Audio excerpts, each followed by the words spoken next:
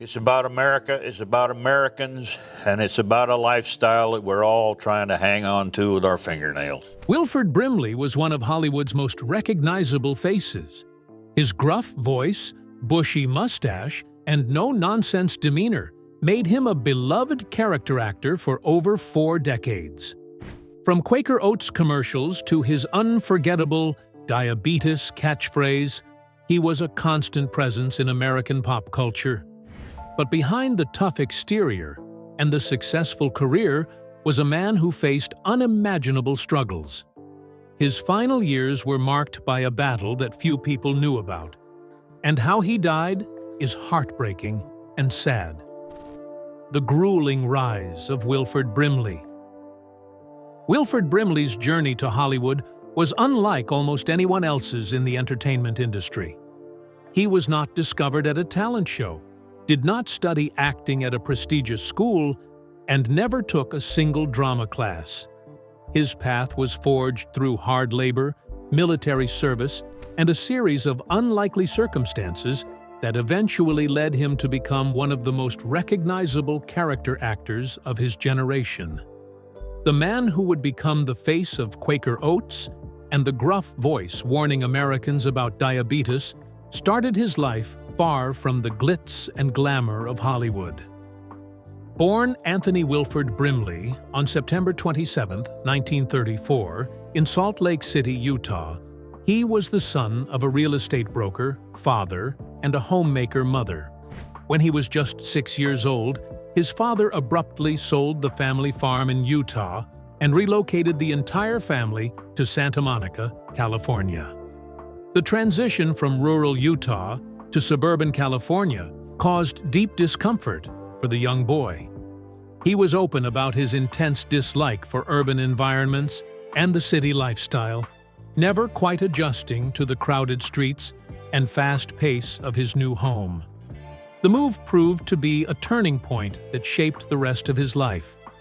Unable to adjust to standard school systems and needing to work, Brimley made a decision that would define his early years. At just 14 years old, he completely abandoned his education and left school to work full-time as a traveling cowboy. It was a bold move for someone so young, but Brimley was determined to make his own way in the world. The work was hard and dangerous. He labored as a ranch hand, horse wrangler, and active rodeo rider across the American West, taking on jobs that most people would not dare to attempt. The physical demands of the work were relentless, but they also gave him a skill set that would prove invaluable later in life. He learned to handle horses with expertise, developed a thick skin, and gained an understanding of the working-class life that would inform so many of his later performances. At age 19, Brimley officially enlisted in the United States Marine Corps in 1953, serving during the Korean War era. He spent 3 full years stationed in the harsh, isolated climate of the Aleutian Islands, a deployment that tested his endurance and resilience.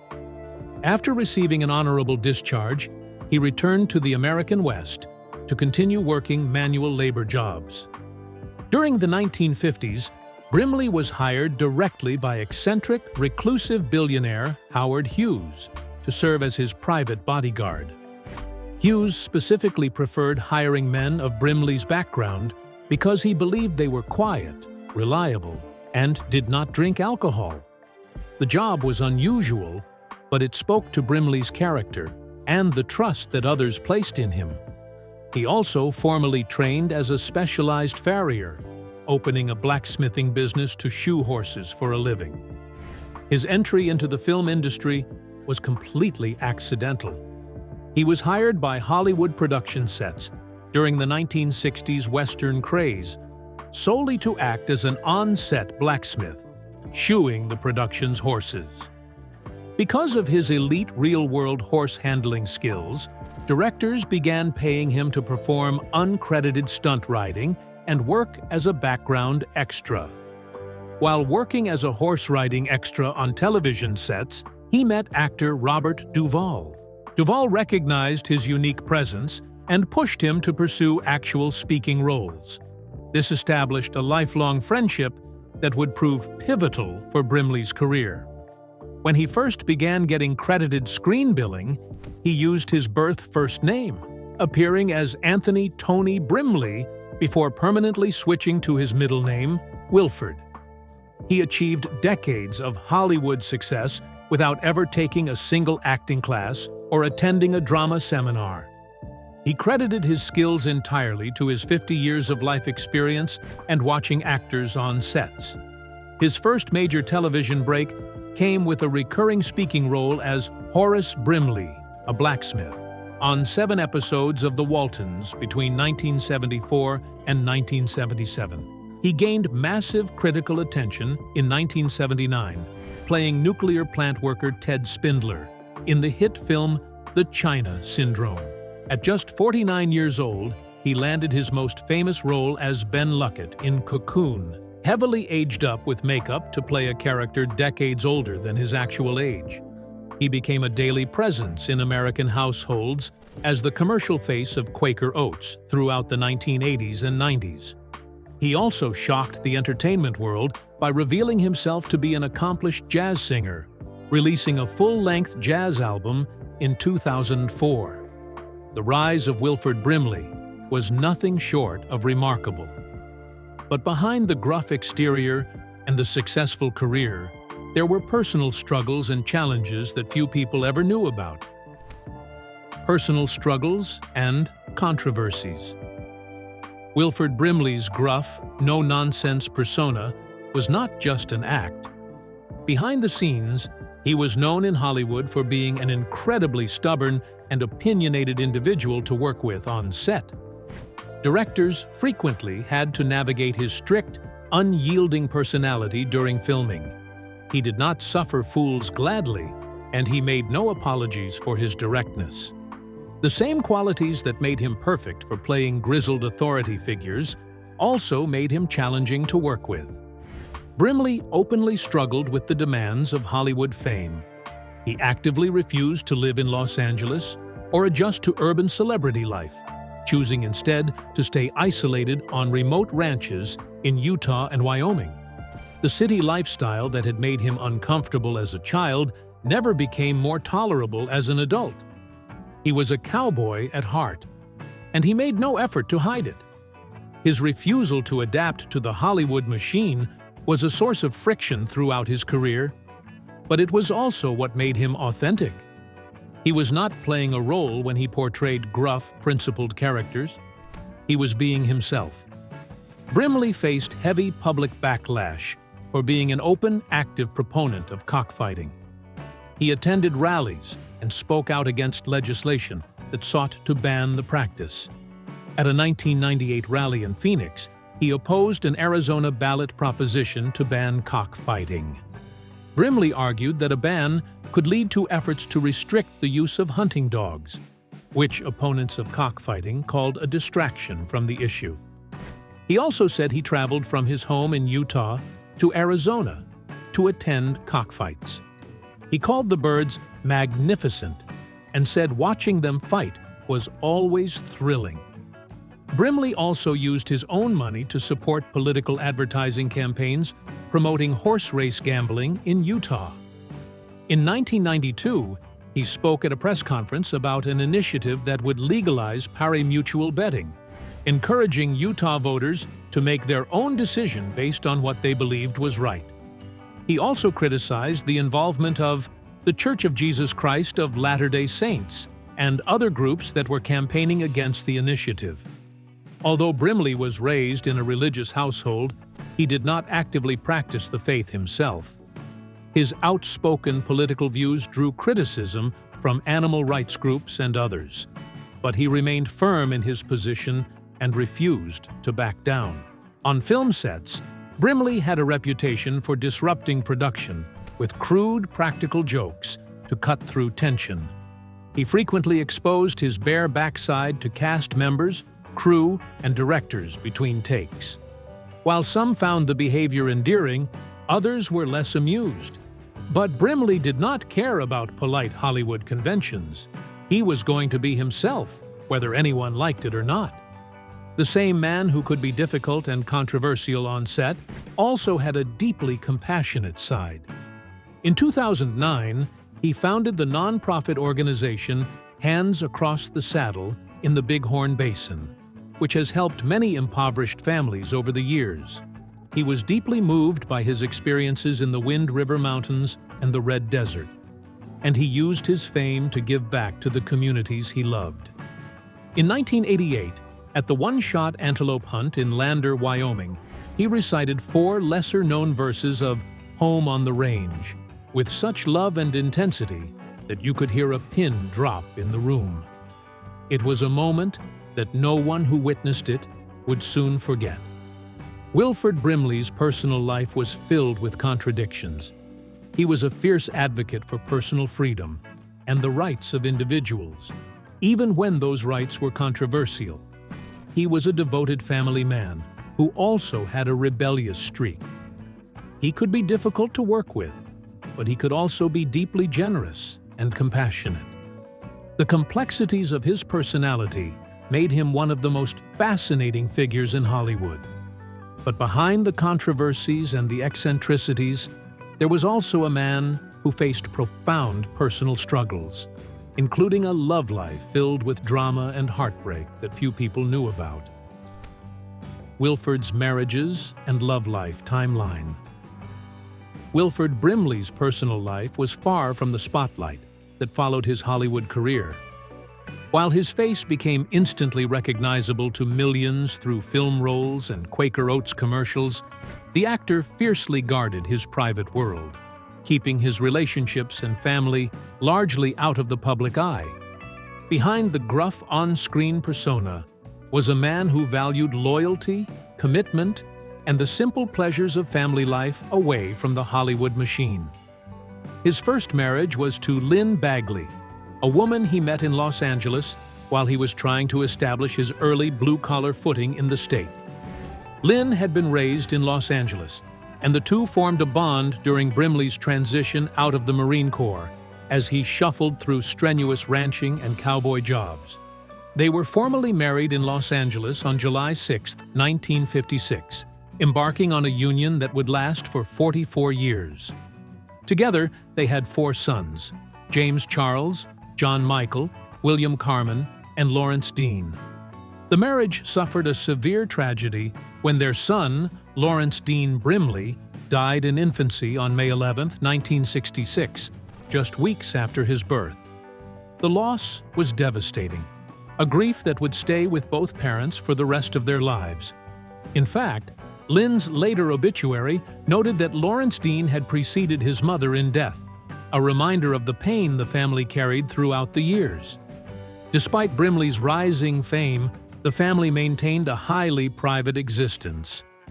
In 1972, the family relocated from Los Angeles back to Utah, a move that reflected Brimley's deep discomfort with urban life and his desire to raise his children away from the entertainment industry's glare.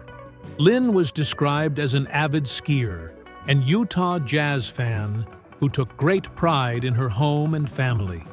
She was deeply involved in community service, actively supporting organizations including the Salt Lake Diabetes Health Center, the Guadalupe Early Learning Center, the Utah Kidney Foundation, and Primary Children's Hospital. She was quick to smile, and all who knew her instantly fell in love with her. Lynn Bagley Brimley passed away peacefully at her home surrounded by family and friends on June 14, 2000, after a battle with chronic illness. The marriage had remained intact until her death, a testament to the deep bond the couple shared.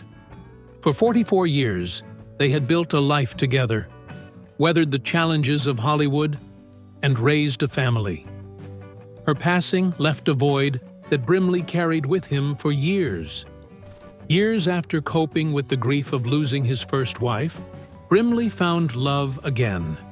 He met Beverly Berry later in his life, and the two formed a bond over a shared love for the rural American West and a quiet lifestyle away from public attention. They were married on October 31, 2007, in a private ceremony. No children were born from this late-life marriage, but the couple built a life together centered on their shared values and commitment to helping others. The couple split their time between two homes, a ranch in Graybull, Wyoming, and a primary residence in Santa Clara, Utah.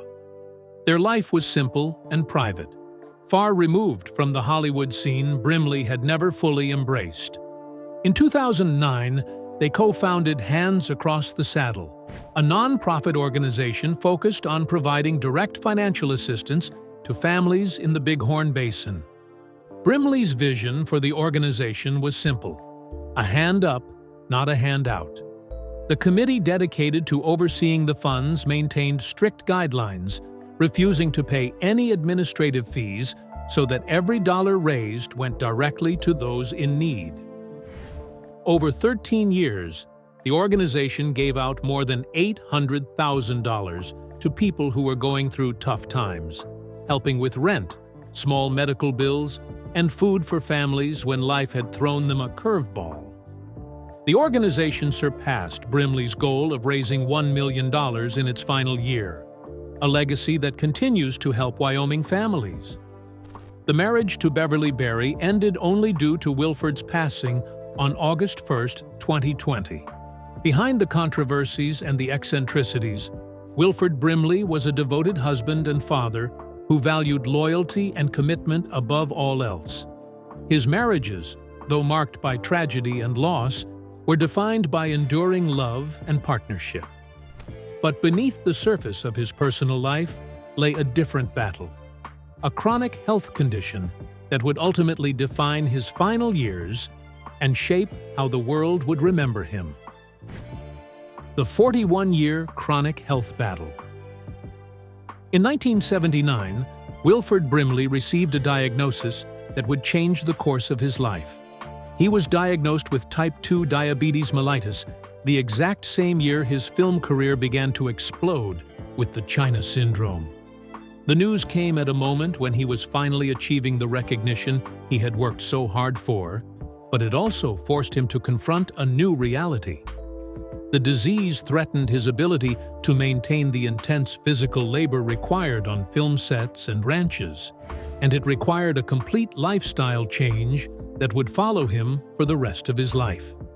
He later reflected that he was in shock when he first heard the diagnosis. He had always been a physically active man, someone who prided himself on his strength and endurance. The idea that his body was failing him was difficult to accept. Brimley did not hide from the diagnosis. Instead, he spent over 40 years traveling across the United States to openly discuss the realities of chronic illness, working to dismantle the shame surrounding diabetes care. He became one of the most recognizable faces in diabetes advocacy, using his fame to educate and inform the public about the importance of managing blood sugar levels. He was a pioneer in bringing diabetes awareness to mainstream audiences, and his efforts were widely recognized within the medical community. He understood that his platform gave him a unique opportunity to reach people who might otherwise ignore their health. He took that responsibility seriously, speaking at conferences, appearing in public service announcements, and meeting with patients across the country. In December 2008, the American Diabetes Association officially honored him with a Lifetime Service Award to recognize his decades of public awareness work. The organization issued a statement upon his passing, noting that he was an inspiration to countless people affected by diabetes, and that his unique and unflinching style helped him connect with people in ways that only he could. His advocacy work extended beyond public service announcements. He traveled extensively to Veterans Administration hospitals across America, meeting with sick servicemen to teach them how to manage their blood sugar. He understood the sacrifices that veterans had made, and he wanted to give back to those who had served their country. Brimley's diabetes advocacy reached its widest audience through his commercial campaign for Liberty Medical, a home delivery testing supplies company. For years, his face and voice were a constant presence on television, cautioning viewers to check their blood sugar. The commercials were straightforward and informational, but it was his distinctive pronunciation of the condition as diabeetus that turned him into one of the earliest viral internet memes. His deep voice and regional accent made the word unforgettable, and it spawned thousands of parody videos, songs, and jokes that spread across the internet. The meme took on a life of its own, with fans creating compilations of his commercial appearances and remixing his voice into music tracks. The cultural phenomenon grew so large that he was parodied by name on Saturday Night Live by John Goodman, as well as on the animated series Family Guy. The Family Guy sketch featured a character named Wilford Brimley, delivering a monologue about his struggles with diabetes, complete with absurd and darkly humorous details. Goodman's impression on SNL captured Brimley's distinctive cadence and delivery, introducing the meme to an even wider audience. Unlike many classic celebrities who sued or grew bitter over internet mockery, Brimley openly embraced the jokes. He actively leaned into the meme on his public Twitter account, interacting with fans who made jokes about the pronunciation and expressing humor rather than offense. His willingness to laugh at himself endeared him to a new generation of fans who might not have known him from his film roles. He understood that the memes were not malicious, but rather a form of affection, and he appreciated the attention they brought to diabetes awareness. He once tweeted that he was honored to be a part of internet culture and that he was glad people were having fun with his commercial catchphrases. He also used his Twitter presence to share diabetes tips and encourage people to get their blood sugar checked regularly. He was a man who had faced a serious health challenge and had turned it into an opportunity to help others. The 41-year battle with diabetes was a constant presence in Brimley's life, but it never stopped him from working, advocating, or living life on his own terms. He continued to appear in films and television shows well into his later years, and he remained active in his community through his philanthropic work. The disease may have required him to monitor his health carefully, but it did not define him. What defined Wilford Brimley was his resilience, his humor, and his unyielding commitment to helping others. He had survived the grueling life of a cowboy, the dangers of military service, and the pressures of Hollywood. He was not going to let diabetes defeat him. As he entered his final years, the toll of the chronic illness became more apparent. The man who had once been a bodyguard for Howard Hughes and a rodeo rider was now facing the physical consequences of a life lived hard and fast. His health declined, and he began to slow down. But even in his final years, he continued to advocate for diabetes awareness and to support the causes he believed in. The final years of his life were marked by health struggles that would ultimately lead to his passing, but he faced them with the same grit and determination that had carried him through every other challenge in his remarkable life. The final years and the clinical reality of his passing. In June 2020, Wilford Brimley's health took a sharp, severe downturn that was entirely unrelated to the diabetes he had managed for over 4 decades. He developed a progressive, severe kidney condition that quickly worsened over a 2-month span, and he began facing the final battle of his life. The diagnosis came as a shock to his family and close friends. Despite his age and the chronic health issues he had managed for years, Brimley had always seemed indestructible. His gruff exterior and no-nonsense attitude had given the impression that he would live forever. But the reality of his condition was undeniable, and it required immediate and aggressive treatment. As his organs began to fail, he was admitted to a hospital in St. George, Utah, where he was immediately placed in the intensive care unit. The hospital staff worked around the clock to stabilize him, but his condition continued to deteriorate. He spent his final weeks on continuous dialysis machines to clear toxins from his blood because his kidneys could no longer function on their own. The treatment was grueling and exhausting, requiring him to be connected to the machines for hours at a time. His body was weak, and the dialysis took a tremendous toll on his already compromised system. He was simultaneously fighting multiple other unnamed systemic medical ailments that broke down his immune system while he was bedridden. The combination of kidney failure and secondary systemic issues proved too much for his body to overcome. Throughout his hospitalization, Brimley remained in character. He was reportedly blunt with the nurses and doctors, but also deeply appreciative of their efforts. He never lost his sense of humor, even as his body failed him. He made jokes about his situation, using his trademark dry wit to deflect the gravity of his condition. But those who knew him well could see that he was struggling. The man who had once been a formidable physical presence was now frail and weak, his body worn down by years of hard living and chronic illness. His family stayed by his side, rotating shifts to ensure he was never alone. His wife, Beverly Berry, was a constant presence at his bedside, holding his hand and speaking to him in quiet whispers.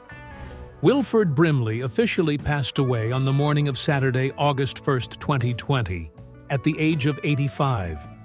His long-term manager, Linda Bensky, released the official confirmation, stating that his body simply could not overcome the combination of kidney failure and secondary systemic issues.